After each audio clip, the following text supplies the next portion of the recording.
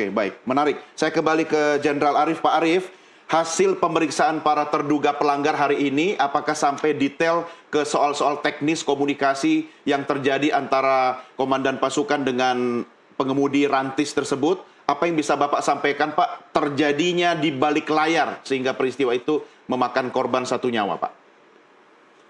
Iya, jadi kendaraan taktis itu adalah kendaraan yang didesain sedemikian rupa itu untuk digunakan oleh eh, pasukan BRIMOB atau oleh anggota Polri untuk mengangkut eh, anggota termasuk bagi mereka yang diamankan, dan kendaraan tersebut sudah didesain untuk bisa aman terhadap lemparan-lemparan atau obstacle-obstacle dalam skala tertentu. Ya. Nah, yang kedua, kendaraan tersebut juga sudah dilengkapi dengan strobo atau sirine atau dengan lampu lampu rotator. Ya. Lampu rotator. Jadi kalau kendaraan taktis tersebut bergerak dari satu tempat ke tempat yang lain, tentunya bisa memberikan notifikasi sehingga diharapkan masyarakat atau ada massa yang di depannya akan minggir.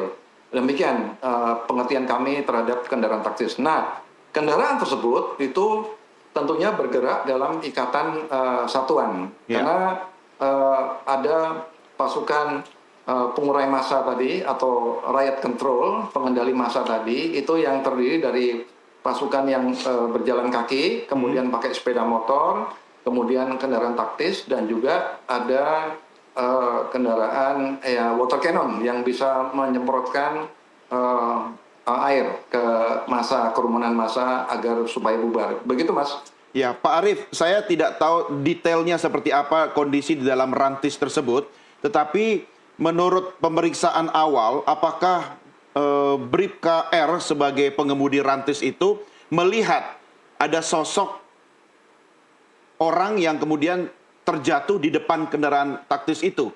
Saya tidak tahu bagaimana posisi rantis itu, apakah pengemudi dalam posisi eye level sehingga dia bisa melihat sampai ke bagian bawah di depan kendaraan, atau memang sebenarnya ada penghalang. Mungkin Bapak bisa memberikan gambaran dari hasil pemeriksaan awal terhadap pengemudi, yaitu Bribka R, Pak. Ya, Bribka R ini pengemudinya, di sampingnya ada kompol C, Ya. di samping pengemudi tersebut. Memang kondisinya dibuat tinggi, bannya juga tinggi, Ya. jadi mereka kemungkinan memiliki blind spot. Blind spot itu adalah betul. sudut. Ada blind spotnya ya.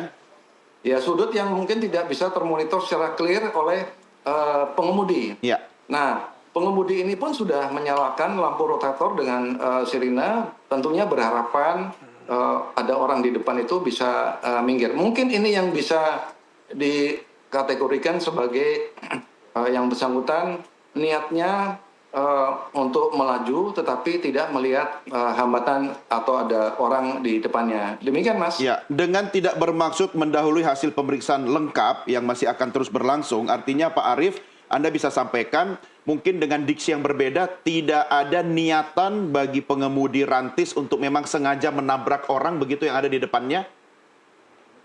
Iya, jadi seperti kami sampaikan tadi, pasukan pengendali massa atau riot control itu bergerak dalam ikatan kesatuan. Mereka bergerak berdasarkan perintah.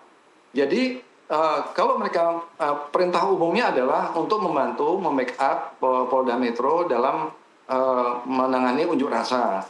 Nah, kalau di pasukan yang di depan itu adalah pasukan Sabara. Kemudian mereka adalah pasukan yang memang BRIMOB ini kan didesain, diperuntukkan untuk pengendalian massa yang sudah eskalasi atau level sudah meningkat atau level tinggi. Itulah sebabnya mereka digunakan kendaraan taktis ini atau rantis. Ya. Begitu. Jadi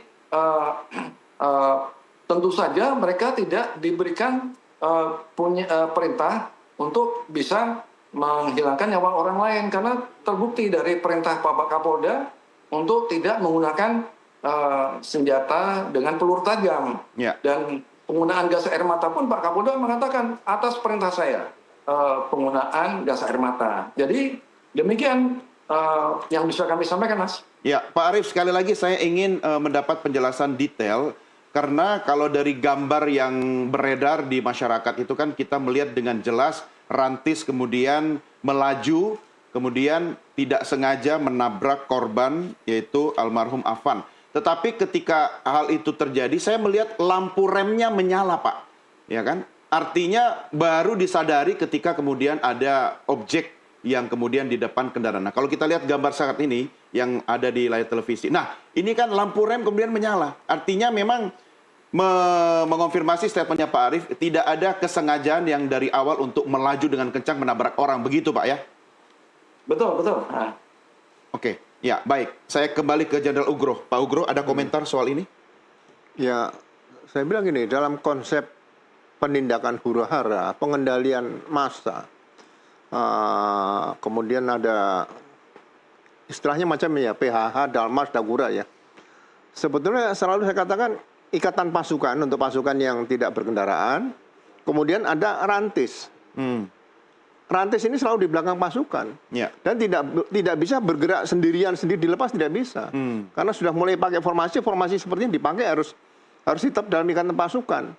Kenapa rantis ini kemudian tiba-tiba berpisah dari pasukan dan melaju, Pak? Saya tidak tahu yang memerintahkan bergerak siapa. Apakah memang ada konsep seperti itu ya? Saya tidak tahu. Harusnya kendaraan taktis ini bergeraknya selalu dalam ikatan pasukan. Itu kan mendorong pelan-pelan supaya masyarakat sadar, oke, bubar, pelan-pelan bubar. Tapi sambil diberikan peringatan terus. Jadi tidak ada istilah dibubarkan pakai kendaraan zaman tahun 82 ya, waktu kasus lapangan Banteng itu. Saya waktu masih Letnan 1. Jadi kita dulu ABRI. Kemudian yang bergerak pakai Panzer TNI. Itu begitu Panzer TNI datang, mereka tidak langsung kecepatan tinggi, mendorong pelan-pelan. Orang akan ada efek rasa takut, karena ini kan lapis baja. Jadi besinya saya keras. Jadi nggak usah ditabrakan, senggol sedikit aja orang udah pusing kepalanya situ loh. Jadi masyarakat akhirnya nurut, karena mereka juga diberikan peringatan, silakan bubar pelan-pelan. Nah, ini masih pelan-pelan. Jadi harus dalam situasi seperti yang terjadi kemarin, seluruh nyawa manusia, apakah itu masyarakat yang melakukan unjuk rasa, kemudian masyarakat yang lewat di situ, aparat, semua ini harus tetap dilindungi. How to saving the human life itu nomor satu di atasnya HAM di situ. Jadi jangan sampai, ya mohon maaf, karena nyawa ini hanya milik Allah. Yang bisa ngambil nyawa hanya Allah, malaikat. Nah di situ. Jadi ini perlu, makanya saya dari awal saya katakan perlu ada reevaluasi supaya ke depan jangan sampai terjadi lagi hal-hal yang seperti sekarang ini. Artinya Pak Ugro, kalau Anda lihat apakah ada miskoordinasi di lapangan sehingga kemudian rantis itu bisa keluar dari jalurnya atau kemudian meninggalkan pasukan? Nah, ini nanti yang bergerak Propam biasanya. Kenapa rantis ini bergerak sendiri? Nah, Propam harus membuktikan ini karena kalau masalah kepropaman kan harus ada tanggung jawab komandan. Jadi komandan bertanggung jawab kenapa bisa bergerak sendiri di situ. Ya, saya kembali ke Pak Arief dulu. Pak Arief, apakah sempat dibahas dalam pemeriksaan awal sampai tahap hari ini? Apakah ada indikasi bahwa rantis tersebut kemudian keluar dari jalur komando, Pak Arief? Ya itulah yang kami sesalkan. Kami menyesalkan atas kejadian tersebut. Karena bagaimanapun juga gerakan pasukan pengendali massa itu selalu dalam bentuk ikatan kesatuan. Nah, kami menyayangkan kejadian tersebut. Itulah sebabnya kami merekomendasikan untuk bisa melihat prosedur protapnya seperti apa. Protap yang digunakan oleh pasukan pengendali massa tadi, apakah masih menggunakan protap yang lama atau ada perlu evaluasi kembali. Nah, itulah yang sekarang diperlukan oleh Propam Mabes Polri waktu untuk mempatsus 7 orang ini untuk diperiksa, kemudian dikumpulkan data-data, apakah mereka sudah melaksanakan tugas atau mereka melanggar protap tersebut. Nah, jadi nanti akan terbukti. Kalau memang tadi Pak Hadi Propam mengatakan waktu 20 hari patsus itu kurang, nanti akan ditambah kembali. Nah, itulah sebabnya kami merekomendasikan untuk bisa melihat protap, prosedur tetap atau standar operation prosedur dalam menggerakkan rantis tersebut seperti apa? Apakah masih sesuai dengan kondisi sekarang atau bagaimana? Demikian, Mas. Baik. Bapak-bapak sekalian, kita rehat sejenak. Kita lanjutkan diskusi kita di segmen berikutnya. Pemirsa jangan kemana-mana, kami segera kembali sesaat lagi.